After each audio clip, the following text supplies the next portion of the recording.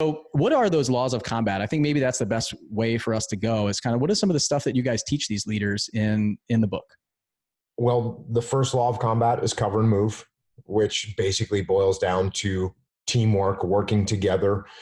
You know, in a gunfight, it means one person is shooting at the enemy while the other person is moving, or one team is shooting at the enemy while the other team is moving. And that's just called cover and move. And what it is teamwork. And that's the number one law of combat, because if you have more than one person, if you have two people or more, you have a team and you have to work together.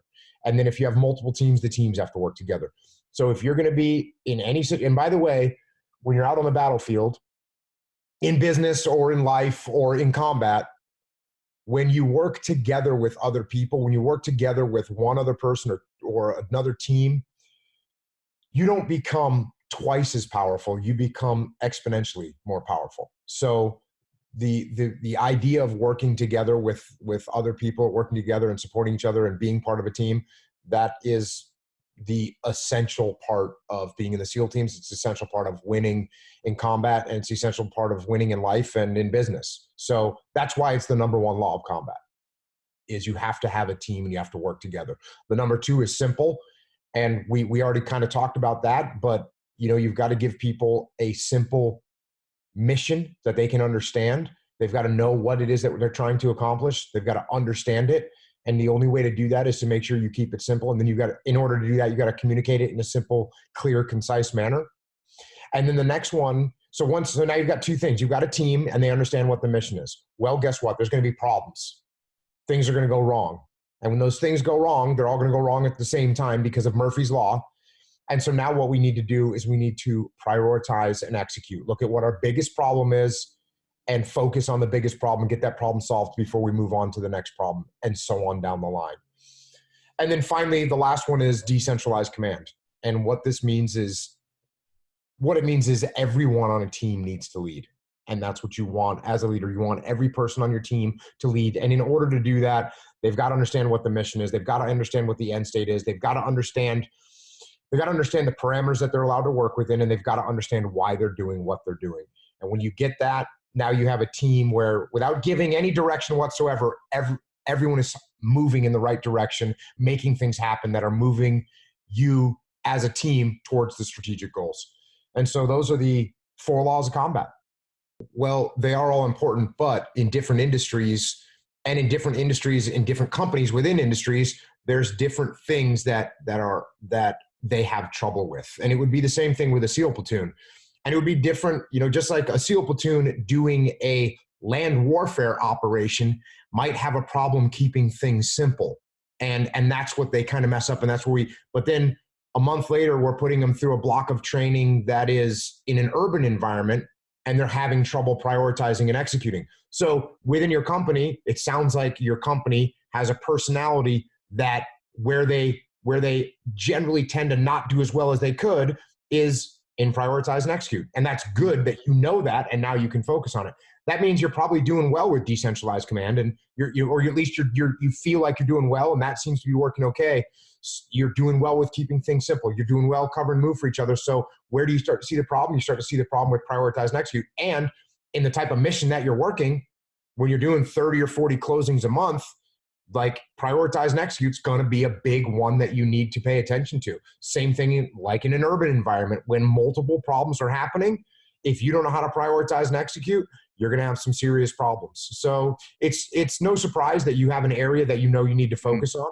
And I bet that you'll look up in a year or 18 months or 6 months, and you guys will have kind of systematized some things, and you've figured it out, and you've got the people in place, and they've been trained enough, and they've had enough experience now where they start getting really good at that. And then all of a sudden you're going to look around and you're going to say, you know what? We could do better with decentralized command. You're going to realize that there's some things get micromanaged. So you'll constantly be modulating where your focus needs to be on where you need to improve. But as long as you have that humble mindset and you are looking to improve, you're going to continue to get better and continue to grow. That's awesome. I didn't think about it that way, that as you get better at some of these different laws of combat, that one other kind of pops up as the most important, because it's probably showing your weakness, right? It's the place that you're not kind of fortifying and tightening up that area. That makes a lot of sense. So yeah, I love it. there is a logic to the way that those 4 laws of combat are structured. And decentralized command is the last one, because if you don't have prioritize and execute, and you don't have simple, clear, concise, and you don't have cover and move, then you're not going to get to decentralized command. You have to have those things to have decentralized command. I mean, prioritize and execute. If people don't know what it is that they're trying to get done, then how can they go out as a subordinate leader and execute when they don't even know what they're supposed to be doing? So, and if it's not simple and clear, then they don't know what they're supposed to be doing. And if they're not working together, then, well, we're not working together, moving towards a common goal. So that all falls apart. So decentralized command is definitely the last one, but it is fundamentally the most important in an organization, is to make sure that you do have decentralized command. Yours is a great example. You've got people disaggregated all over the country, and they're dealing with their world. And for you to be sitting in your home office somewhere trying to predict and direct them on things that you don't have the same visibility as they do, that's going to end up being a problem. So we definitely want our subordinates to lead up the chain of command. We want them to give us feedback. I always say the last type of person I want working for me is a yes man. That's just going to shut up and do what I tell them to do. I do not want that. I want someone that's going to say, hey, boss, why are we doing this? Or, hey, boss, can you explain to me what it is you want done here? Because I don't think this is going to work too well. Or, hey, boss, let me give you a different option here because what you're saying doesn't make a lot of sense on the ground. That is what I hope and pray for every day when I am leading a team, that I have people that are smart, that are thinking, and that are going to step up and lead themselves instead of waiting to be told what to do. Your goal should be to be in charge of nothing. And that sounds, obviously like there's a big dichotomy there, but if you're in charge of everything and you're making every single decision, you don't have the cognitive capacity to really be able to lead anything. So what you want to do is you want to build these subordinates, which goes back to what we were just talking about. You want to build a team of subordinates that are making all the decisions, that you barely have to step in, that you barely have to give direction to, because they understand what the overall strategy is, and they're able to move there and make great decisions on their own. And very seldom do you have to actually step in and give direction. There was plenty of operations when I was in the SEAL teams where I was a platoon commander or a task unit commander, where we'd go out on an operation, and the only thing that I would say on the radio would be execute, execute, execute. And as soon as I said that, the guys would go and do everything that they needed to do. They'd make adaptations, they'd make decisions, they'd make calls, they'd make adjustments. We'd get the mission done, we'd load the vehicles, and we'd go back. And I literally would do nothing except for say, go. And that is the ideal situation. Now, did that happen every time? No. Sometimes something would go a little bit further off course than we had expected, and I had to step in and make some calls. That would happen sometimes. That's fine.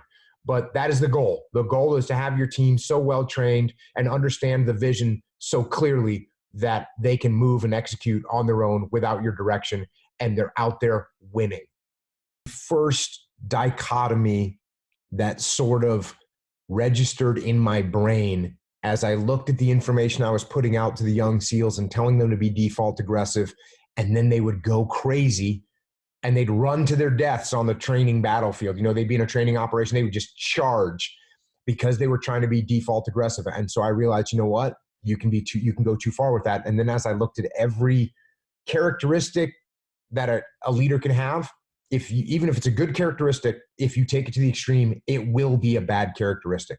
I mean, it will be a bad characteristic. Any good leadership quality can end up being a bad. I mean, even here's what I'm trying to think of the most radical example. And because you and I were just talking about the importance of taking care of your people, can you take care of your people too much? The answer is yes, because I've been at companies where the leadership cares about their people so much that they keep staff on board that they can't afford, and they end up running the company in the ground. And now it's not just 12, it's not just 122 people that lost their jobs. It's now 1,200 people that lost their jobs because they didn't make the right decisions, because they cared too much about their people. So every leadership characteristic that you have, you can go too far with. And that's why, again, learning how to balance these dichotomies of leadership is so important. Hey, I appreciate all the time that you spend on all this stuff, delivering this content and knowledge out there on your podcast, in these books, and all the things that you're doing. You're really making a difference and changing lives. And it's really amazing to see everything that you did and all the time that you spent in the military, and a true hero there. And then now what you're doing in the business world is really impressive. So thank you for doing what you do. Thanks for coming on the podcast with me. So Jocko is an honorary member of the 7-Figure Club. So he got one of the military coins that I created for the 7-Figure Club at the event.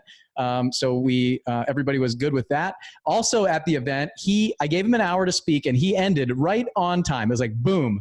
And he goes, yeah, I got it. Boom. And so I said, this will be an hour. This is an exact hour right here. So I'll make sure that I go right on the second and we don't go over. So thank you so much for spending the time with me. I know that my listeners are going to get a ton out of it. This is really amazing. It's just an honor to kind of share the microphone with you. Appreciate it. Thanks for having me on. Absolutely. We'll talk to you next time. See ya.